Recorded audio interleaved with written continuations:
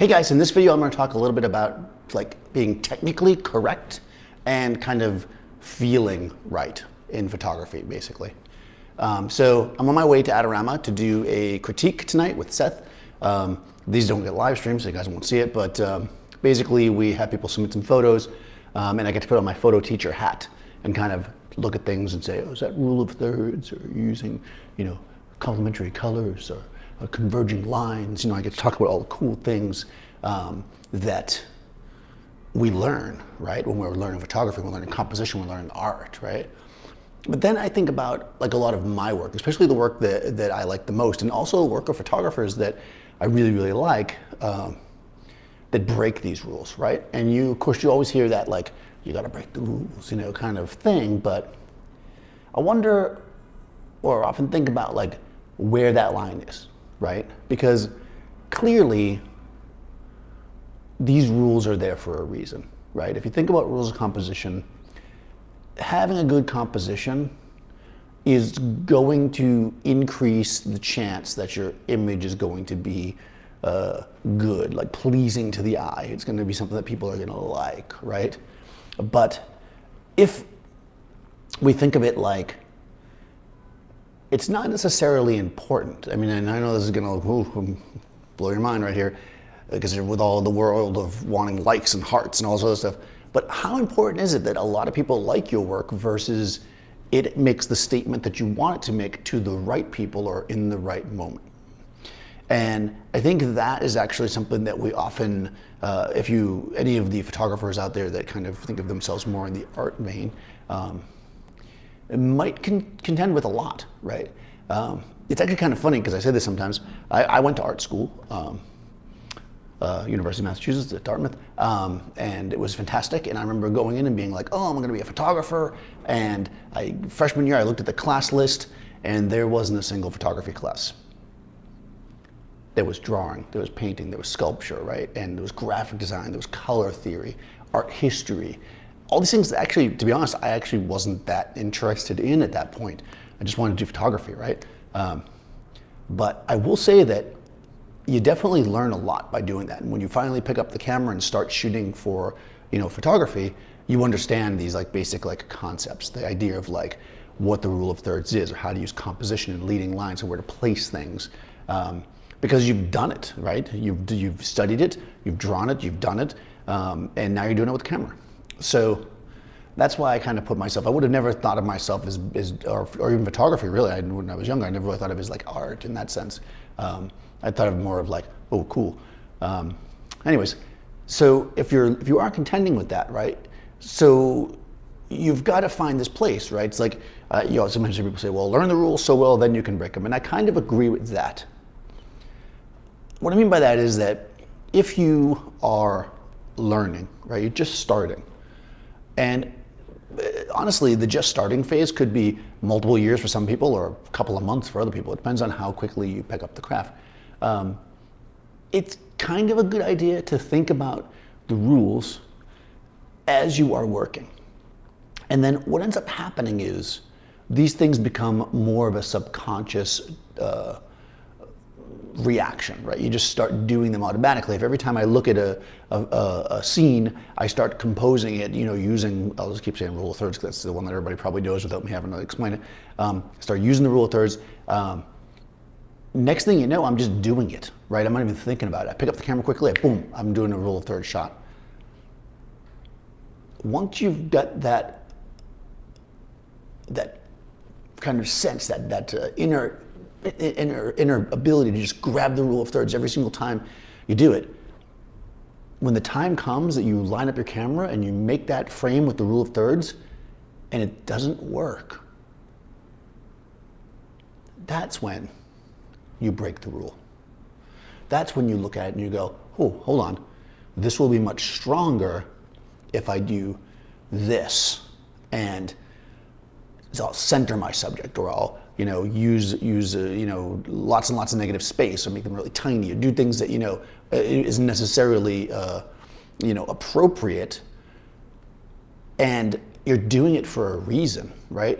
Even if that reason isn't necessarily at the tip of your tongue when you're doing it.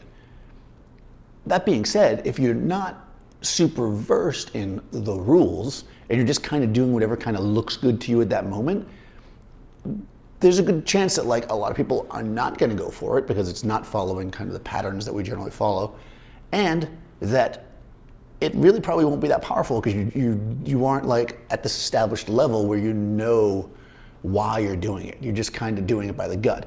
And it might be great for that single picture, but it'll be harder for you to replicate and create a style out of, you know?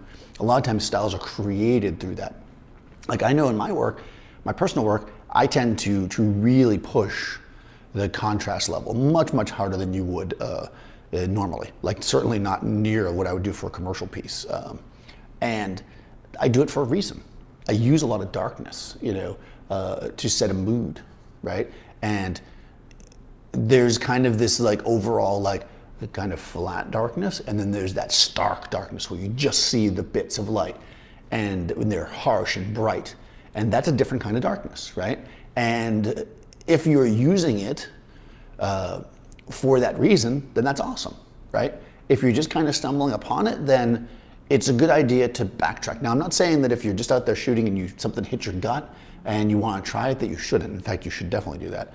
But what I would say is maybe start to analyze, hey, why did I do that? Why did I break these rules here? And why do I think it works for me? And then maybe this is a good opportunity to bring it to a critique, because I can tell you right now that even though I said at the beginning, I put my photo teacher hat on and I start thinking, there's been plenty of images in these critiques that we've done with myself and Seth that completely break the rules. And they're amazing for that reason. They use weird compositions that I wouldn't normally use. They use lighting that is definitely not good lighting. And they work. They work because they have the right emotional tone, the emotional tone that suits the subject, right? If you shoot a certain subject and you produce the correct emotional tone, then the viewer will see, well, you know, what you saw, or better yet, they'll feel what you felt, right?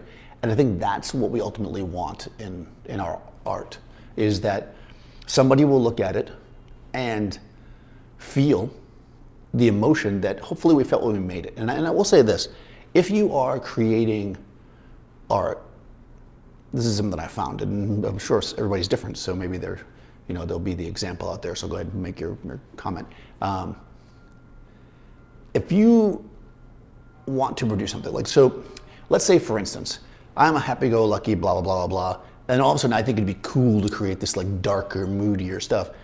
I'm probably not gonna be as successful at it if I haven't actually experienced those emotions, because I think that you need to have it in your gut, right? It has to come out of you. And it doesn't mean that your whole life's been miserable. It just means that somehow you have it. And maybe you have it because you read it in a book. Maybe you've had a life experience.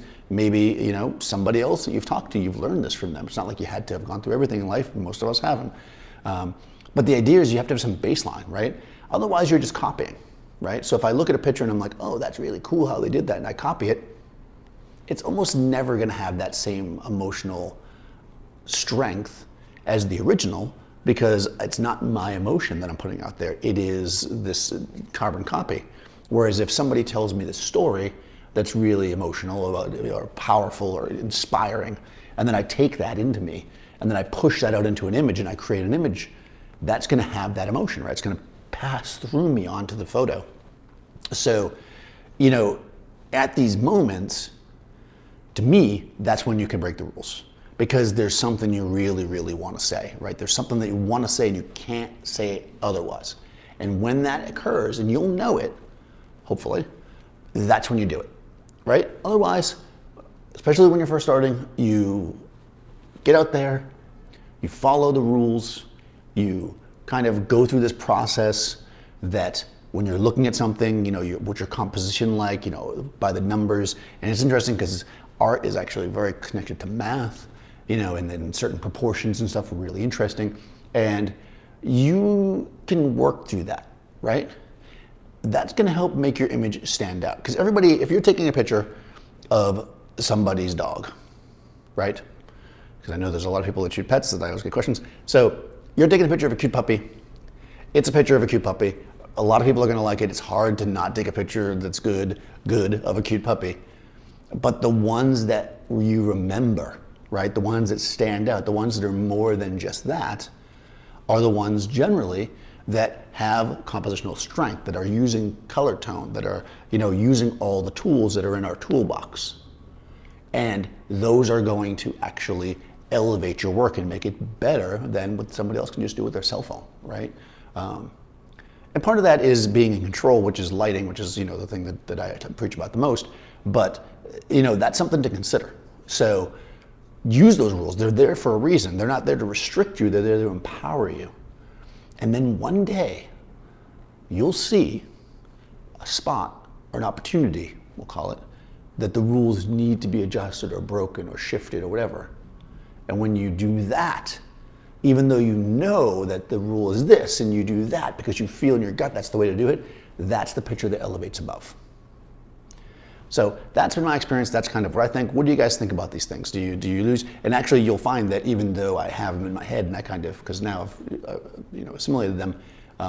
The other day somebody was talking about long or short or long, broad, whatever line. Terms are terms, whatever, But once so those terms are important when you're learning, right?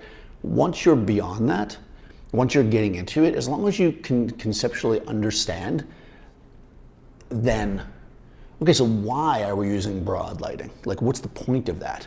Not just what it is, and when to use it, right? This is the kind of stuff that you want in your repertoire, your toolbox, and actually in your instincts. You want it to be instinctual. So there's this kind of raw talent, right?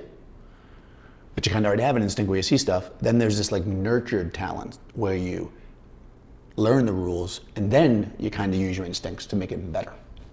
This is kind of what I'm talking about here. So I think that's my opinion on this. Let me know what you guys think. What do you think about this? Do you even like to get critiqued? Do you like to show your work? Or is this something that is just weird for you? Or do you just shoot for yourself? I mean, what is really your goal as far as showing the work and maybe even how you've learned? Where have you learned stuff, formally or not? So let me know. Please subscribe, ring the bell, all that, and I'll see you next time.